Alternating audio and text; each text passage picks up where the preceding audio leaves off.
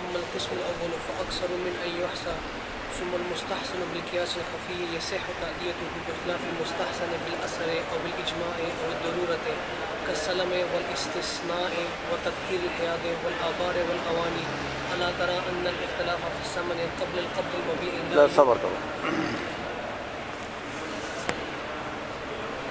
اب یہ قسم ثانی جہاں پر قیاس کو ترجیح ہوتی ہے استحسان پر، اس کی تفصیل تو آپ کو بتا دی، یاد ہے، اور یہ بھی بتا دیا کہ یہ قسم جو ہے قیاس کو کہیں استحسان کے اوپر ترجیح ہو، یہ بہت نادر ہے، بہت کم ہوتا ہے.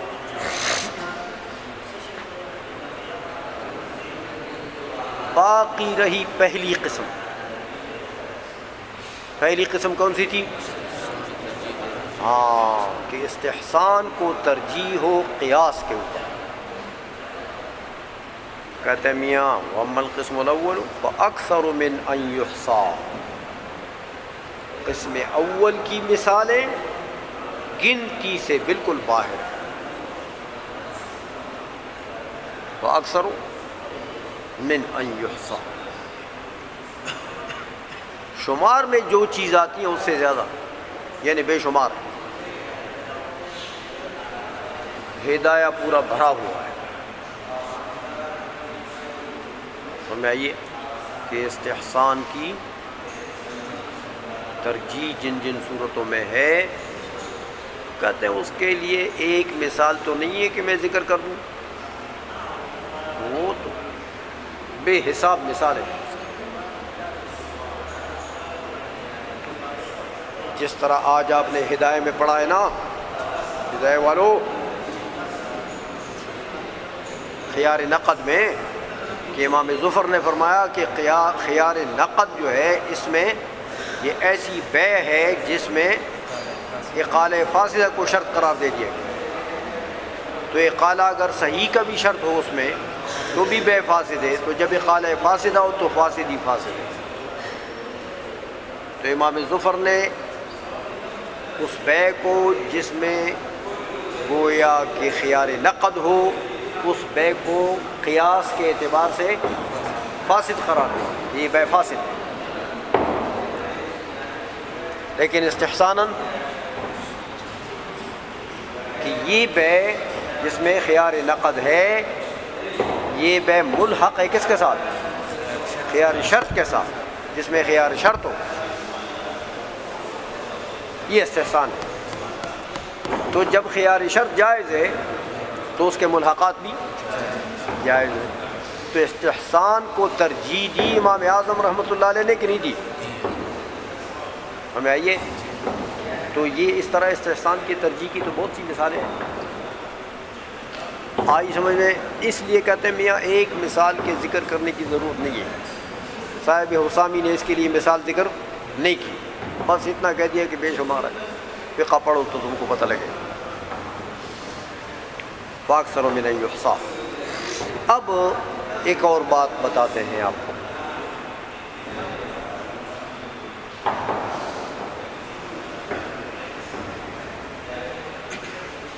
کہ قیاس کے معارضے میں دیکھو، قیاس کا معارض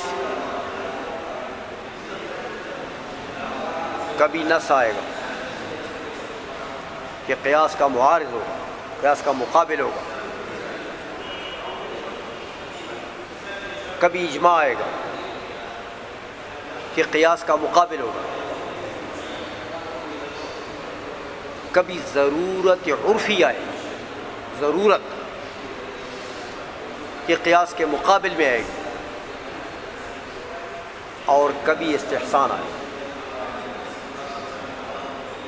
کبھی قیاس کے مقابلے میں، قیاس کے معارضے میں. سمجھ میں آ گئی ہے؟ اب قیاس کے مقابلے میں تو چار چیزیں ہوئی. کتنی چیزیں ہوئی؟ قیاس کے مقابلے میں نص بھی آ سکتا، اجماع بھی آ سکتا، ضرورت بھی آ سکتی ہے، اور استحسان بھی.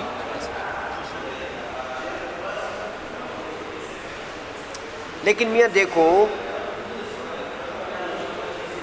اب ان میں سے کوئی بھی قیاس کے مقابلے میں آ جائے تو قیاس تو متروک ہو جائے گا،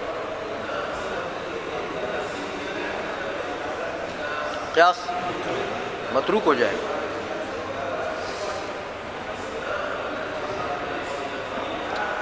تو عمل ہوگا پھر کس پر؟ اس کے مقابل پر، قیاس کے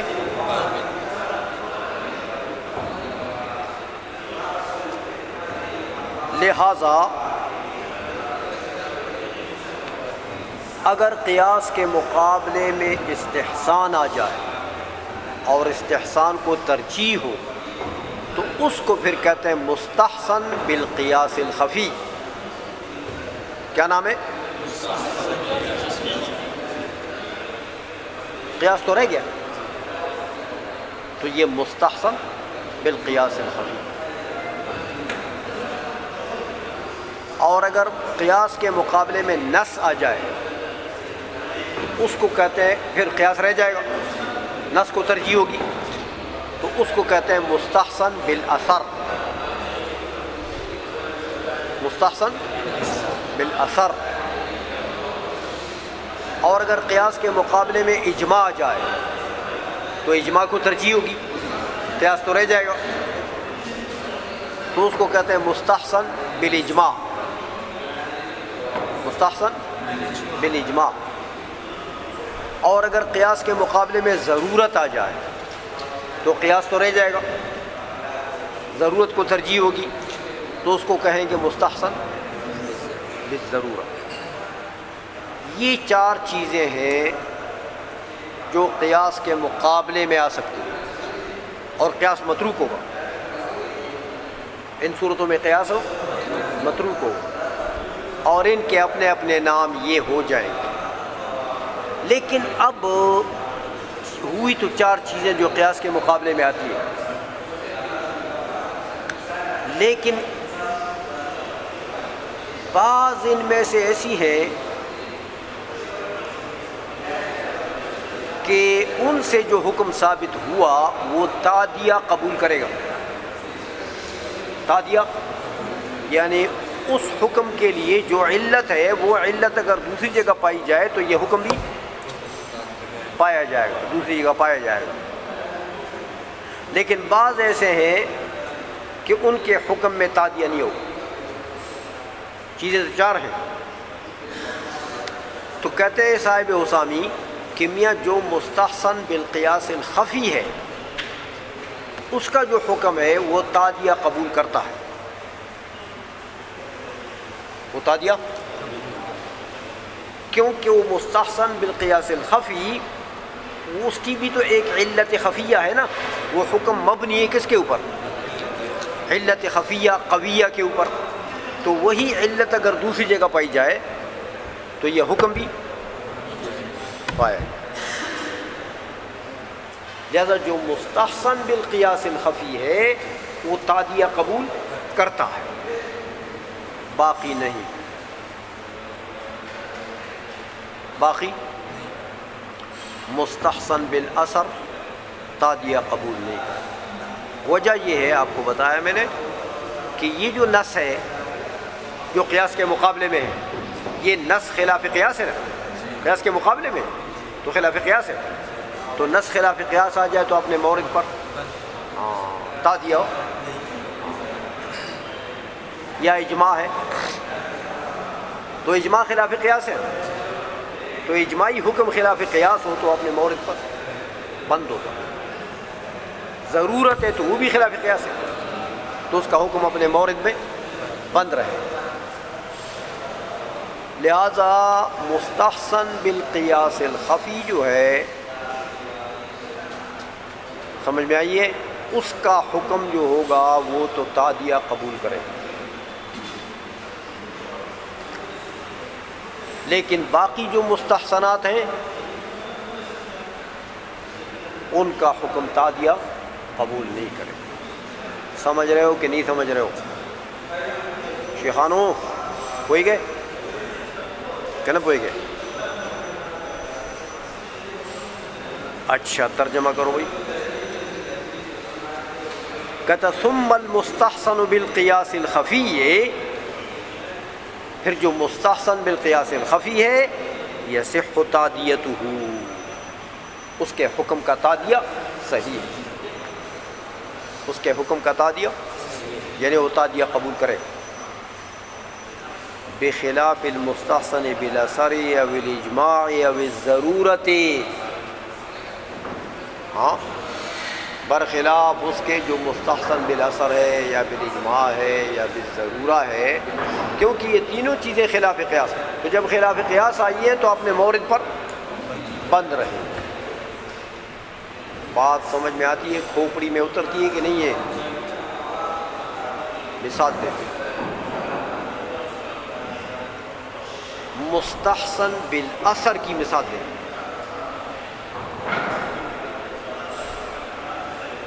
کہتے ہیں یہ دیکھو جیسے بیع سلم ہے، بیع سلم، بیع سلم میں قیاس کا تقاضا یہ ہے کہ بیع سلم ناجائز ہونا چاہیے۔ قیاس کا تقاضا کیا ہے؟ بیع سلم ناجائز ہونا چاہیے۔ دیکھو بیع سلم میں کیا ہوتا ہے،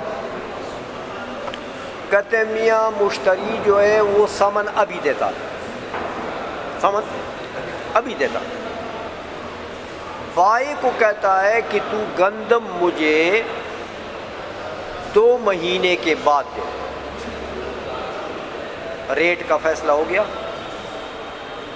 ثمن متعین ہو گیا، مبیعہ بھی متعین ہو گیا، معلوم ہو گیا 2 من گندم ہے، اور اجل بھی متعین ہو گیا کہ 2 مہینے بعد دے، اور ثمن اس نے ابھی دے دیے نقد۔ تو یہ بتاؤ کہ یہ بیع المعدوم ہے کہ نہیں ہے؟ وہ گندم ابھی ہے، تو بیع المعدوم قیاساً جائز ہے؟ تو قیاس تو کہتا ہے کہ بیع سلم کیا ہونا چاہیے؟ ناجائز، لیکن حدیث آ گئی ہے، حضور نبی کریم صلی اللہ علیہ وسلم جب مدینہ منورہ تشریف لائے تو مدینہ کے انصار بیع سلم کرتے تھے کھجوروں میں، کھجوروں میں پیسہ مشتری ابھی دیتا تھا، اور یہ اس کو کہتے کہ یار کھجوریں پک جائیں تو آپ کو دے دیں گے کھجور دو۔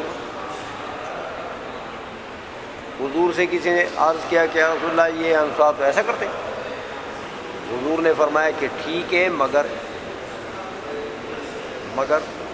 اس کی اصلاح کرنی چاہیے، عقد کو صحیح قرار دیا لیکن اس کی اصلاح کر دی۔ اصلاح کیسے کر دی؟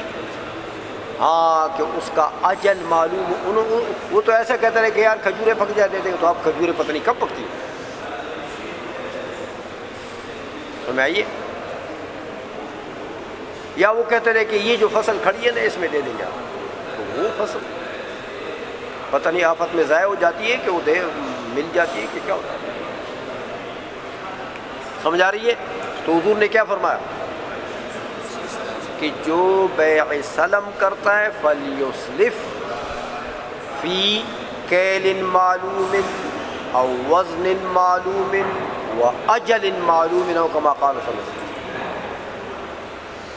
سمجھائیے کہ کیل یا وزن معلوم میں کرنا چاہیے سلم، اور اجل معلوم میں کرنا چاہیے۔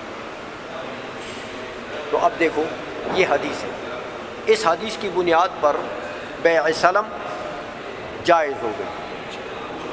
قیاس کا تقاضا کیا تھا کہ ناجائز، اثر نے حدیث نے کیا بتا دیا کہ جائز، تو حدیث قیاس کے مقابلے میں آئی کہ نہیں آئی؟ تو قیاس تو ہوا متروک، قیاس ہوا متروک، اور بیع سلم جائز ہو گئی ہے۔ سمجھ میں آ گئی ہے؟ تو لہٰذا بیع سلم کے اوپر اب کسی اور معدوم کو قیاس نہیں کر سکتے کہ تم کہتے ہو میاں دیکھو نا وہ بیع سلم میں تو بیع المعدوم جائز ہے، لہذا دوسری جگہ بھی بیع المعدوم جائز ہے، یہ حکم دوسری طرف متعدی نہیں کر سکتے کیونکہ یہ خلاف قیاس ہے. تو جو نص خلاف قیاس ہو وہ اپنے مورد پر بند ہوتا ہے. لہذا بیع سلم تو جائز ہے، بیع سلم میں تو بیع المعدوم جائز ہے، دوسری جگہ بیع المعدوم جائز ہو نہیں ہے. سمجھ گئے ہو؟ اچھا، یہ تو کالسلم میں یہ مثال ہو گئی ہے مستحسن بالاثر کی، اور یہ بتا دیا آپ کو کہ اس کا حکم دوسری طرف متعدی نہیں ہو سکتا. والاستثناء، استثناء یہ مستحسن بالاجماع کی مثال ہے کہ دیکھو وہ پرانے زمانے میں ایسا ہوتا تھا، آج کل تو ساری چیزیں بدل گئی ہیں. ہمارے زمانے میں بھی ایسا ہوتا تھا، پرانے بزرگوں میں بھی ہوتا تھا کہ موچی کے پاس لوگ چلے جاتے تھے تو موچی کو کہتے یار میرے پیر کا ناپ لے لو. تو موچی ناپ لے سکتا. اچھا، جب ناپ لے لیتا تھا تو موچی سے پھر کہتے ہیں اچھا میرا یہ تم نے چپلی بنانی ہے. چپلی جانتے ہو یہ جو تم پہنتے ہو نا، یہ اس کو چپلی کہتے ہیں یہاں پشتوں میں. یہ بوٹ نہیں، یہ جس کو یہاں باندھتے ہیں اس کا، وہ کھیڑی سی ہوتی ہے نا، تو وہ چمڑے کا بناتے تھے، موچی سے بنواتے تھے. تو موچی سے کہتا ہے اچھا بھائی یہ بتاؤ یہ تو تم نے ناپ لے لیا نا، تو یہ میری چپلی جو ہے یہ کتنے کی بن جائے گی؟ ایسی بنانی ہے، ہو لیدر ہو، یعنی وہ چمڑا ہو، کالے رنگ کا ہو، ملائم سا چمڑا ہو، اچھا چمڑا. کتنے کا بناؤ گے؟ موچی کہتا 200 روپے کا بنا دوں. یہ کہتا ٹھیک ہے چلو 200 روپے میں. اب یہ بتاؤ کہ موچی نے چپلی بیچ لی ہے، چپلی ہے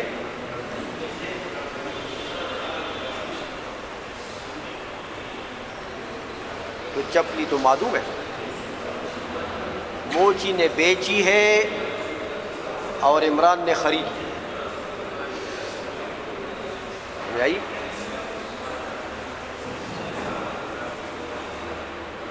اب بھی چپلی کی نہ ذات ہے نہ چپلی کی صفت ہے. کوئی چیز ہے میدان میں تو میاں بیع المعدوم یہ بھی ہو گیا.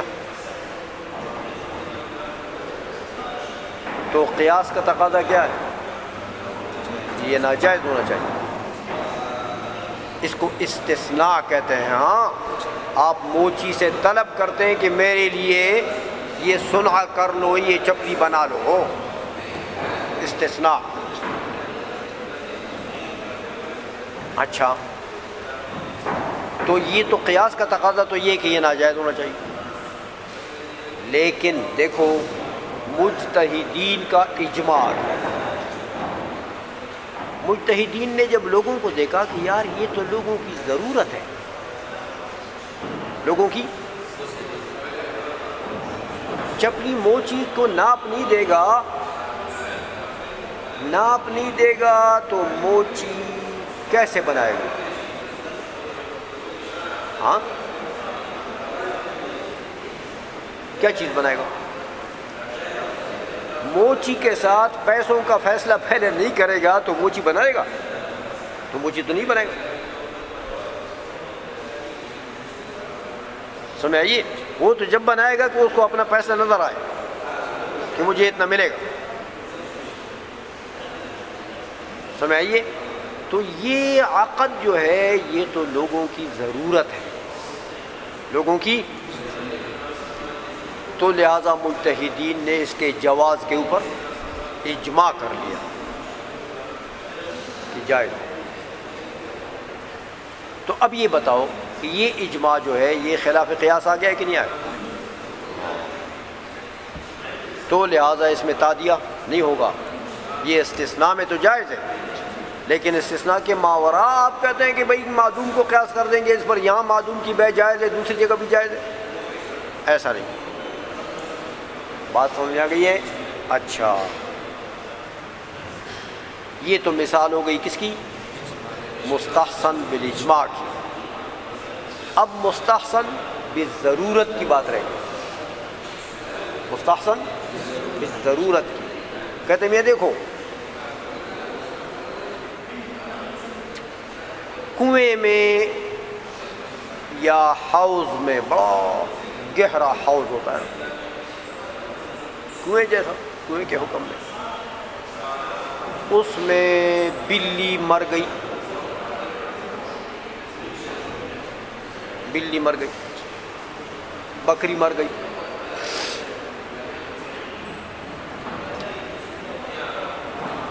مولوی صاحب کو کہا یار اب یہ کیسے صاف ہوگا؟ مولوی صاحب نے کہا کہ سارا پانی نکال کر تو صاف ہو جائے، نضح کر دو صاف ہو جائے۔ اچھا، اس کا ڈول، وہ بھی جب سارا پانی نکل جائے گا تو ڈول بھی صاف ہو جائے گا۔ اچھا، اس کی رسی، وہ جب سارا نکل جائے تو رسی بھی پاک ہو جائے گا۔ تو باقی جو برتنوں میں وہ پانی گرا ہے، کہتے وہ پانی جب سارا نکل جائے گا نا ان برتنوں سے، اس کو گزار دو، وہ برتن بھی پاک ہو جائے گا، صاف ہو جائے گا۔ اچھا، تو میاں کنویں کی دیواریں، ان کو بھی تو وہ گندا پانی لگا ہے، وہ بھی تو پلید ہے، کہتے ہیں سارا پانی جب نکل جائے گا تو دیواریں بھی پاک ہو جائیں گی۔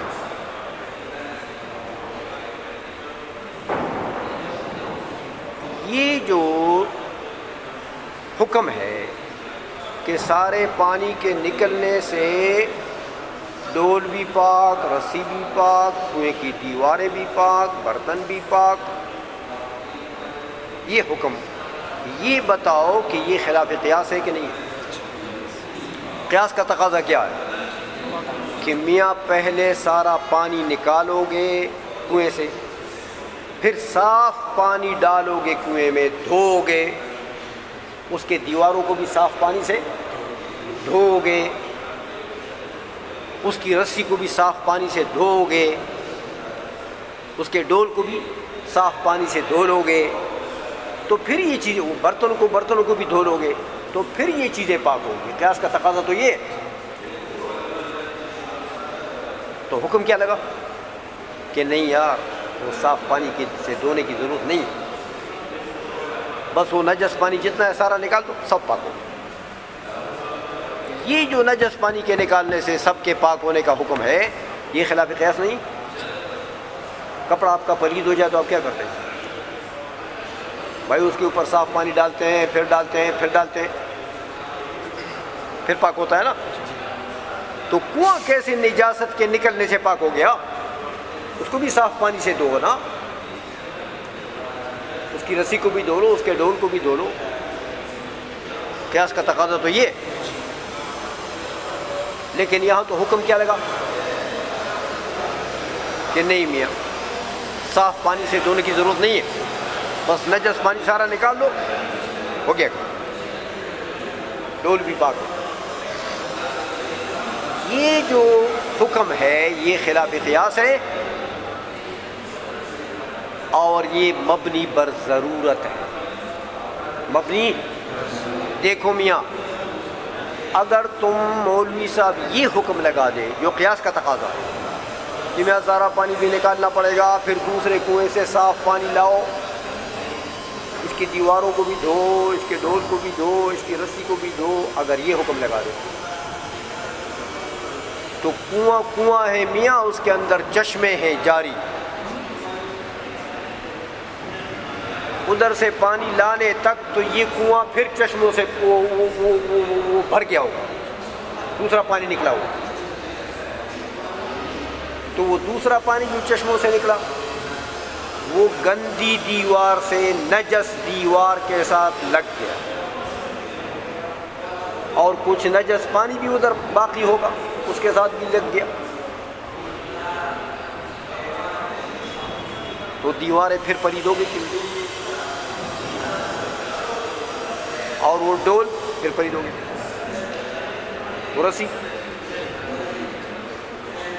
اچھا پھر سارا نکالو، مولوی صاحب کہتا ہے سارا نکالو، پھر سارا نکالنے لگے، تو جب پھر صاف پانی لانے لگے تو ادھر سے پھر گندا پانی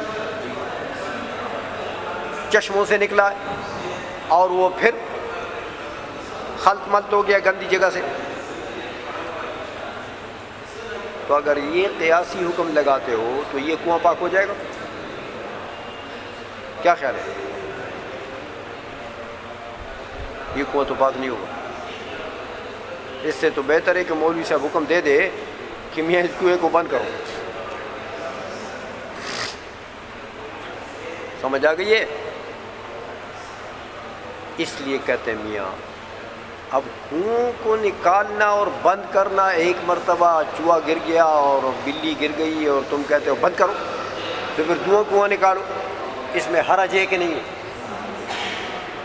بہت بڑا حرج ہے۔ کیسے صاف کرو گے کنویں کو؟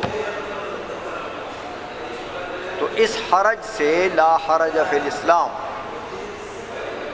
حرج کو ہٹانے کے لیے ضرورت پڑ گئی ہے کہ میاں عباس اکتفا کر لو، کس پر؟ وہ نجس پانی کے نکال، بس اس میں جتنا پانی کھڑا ہے وہ نکال، سب پاک ہو گیا، اس کی دیواریں بھی پاک ہو گئی، ڈول بھی پاک ہو گیا۔ تو یہ تقاضا ہے کس کا؟ ضرورت کا۔ ضرورت مقابلے میں آ گئی کس کے؟ قیاس کے۔ اس کو مستحسن بالضرورت کہتے ہیں۔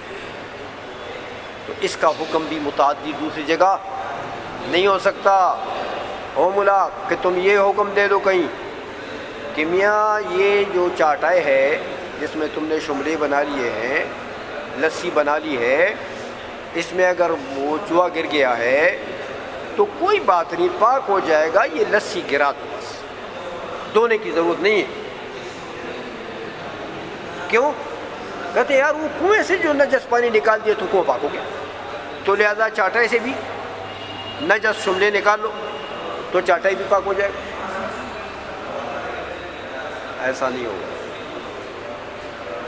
یہ ضرورت پر مبنی ہے حکم۔ کنویں کا حکم مبنی ہے ضرورت پر۔ ضرورت کیا ہے؟ خلاف قیاس ہے، تو خلاف قیاس حکم اپنے مورد پر بند ہوتا ہے، اس کے اوپر چاٹائی کو قیاس نہیں کر سکتے، چاٹائی کو باقاعدہ دھونا پڑے گا۔ سمجھ آ گئی ہے؟ چاٹائی جانتے ہو؟ ہاں نہیں، وہ بڑا برتن ہوتا ہے جس میں وہ یہ جو بھینسیں لوگ رکھتے ہیں نا یا گائیں، تو وہ لسی بناتے ہیں، اس میں وہ لسی بناتے ہیں، وہ بڑی بڑی ایک چاٹائی ہوتی ہے۔ ہاں آپ کیا کہتے ہیں اس کو؟ کیا کہتے ہیں؟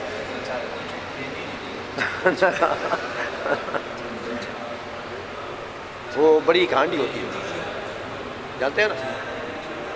تو اس کو قیاس نہیں کر سکتے اس کے اوپر۔ ہاں چانٹی، چانٹی خدا کم جب ہے،